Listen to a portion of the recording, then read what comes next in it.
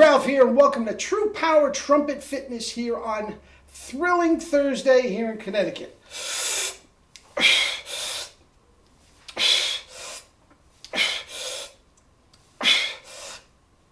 More SFE.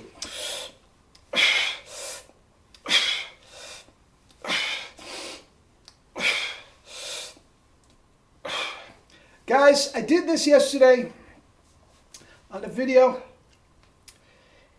and I sold 10 books yesterday. Guys, if you're not doing this, you're leaving tone, power, range, and endurance right in on the floor. Okay, anyway, along those lines, Herbert L. Clarke, not so fast, pun intended. Anyway, let's see what we got, and we'll take it from there.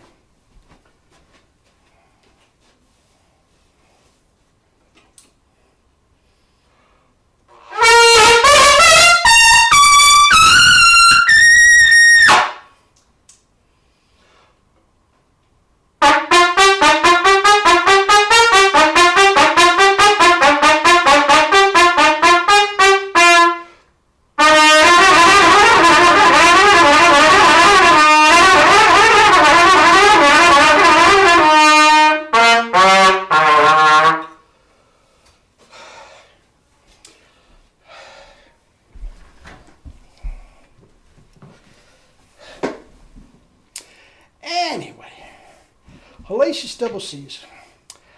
Clarke Technical Studies the way I want it to be played, and Clarke Technical Studies the way Herb wants you to play. Anyway, I don't agree with it.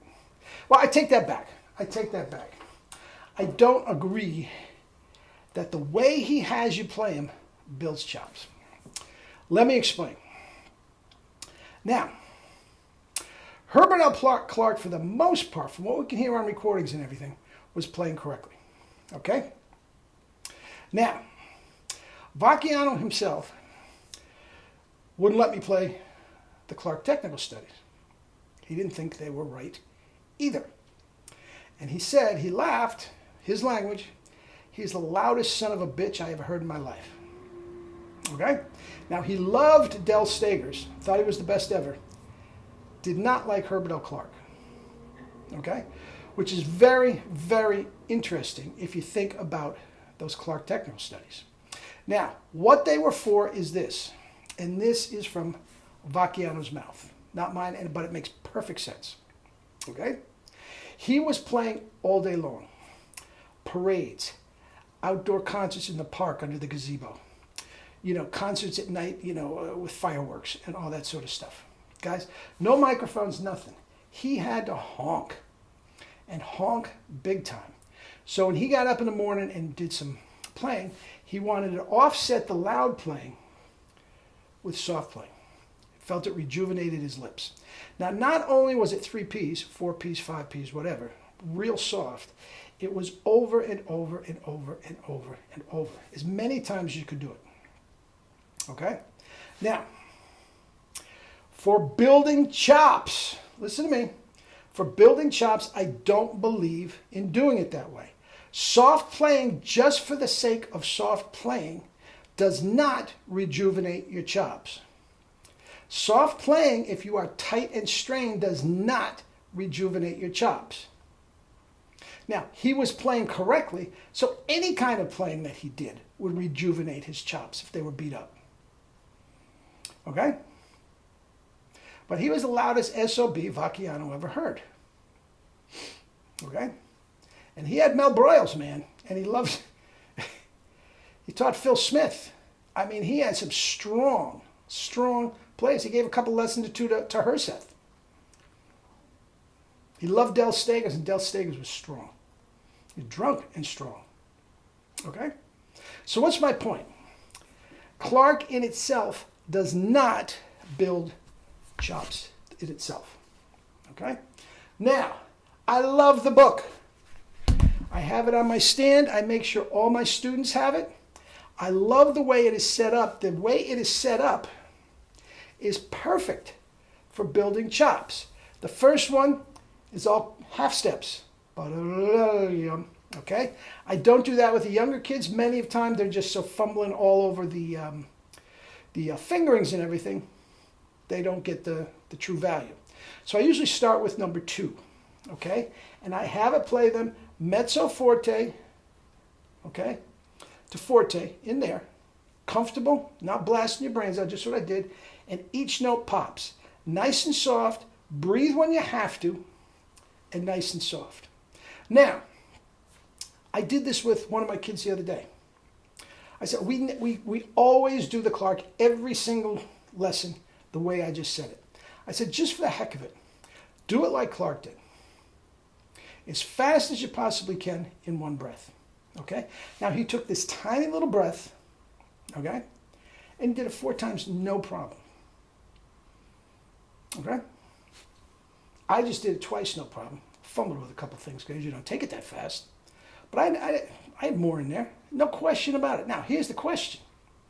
When you're talking musically speaking, when do you ever have a phrase that long that you have to play without? You never have that. Never. Never. And don't give me some,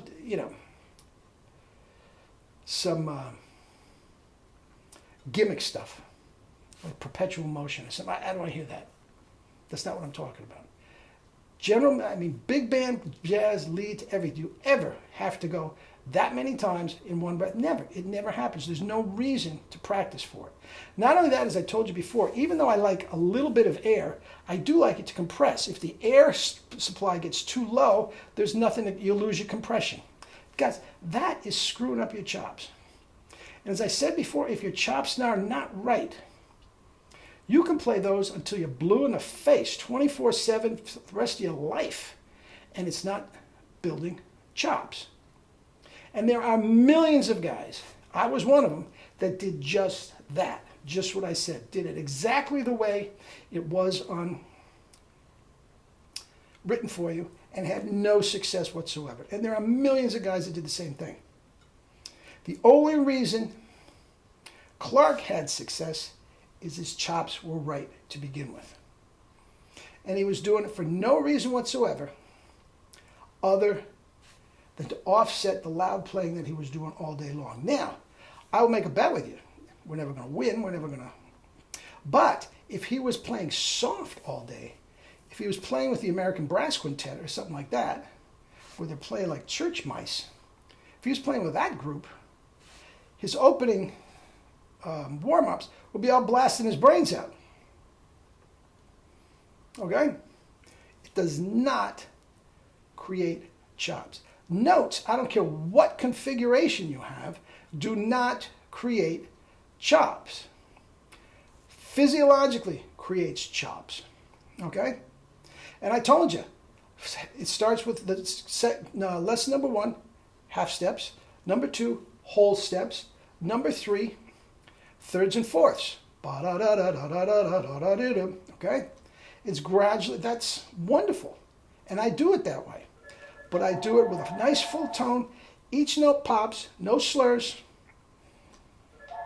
That builds chops with correct relaxation of corners, tongue back.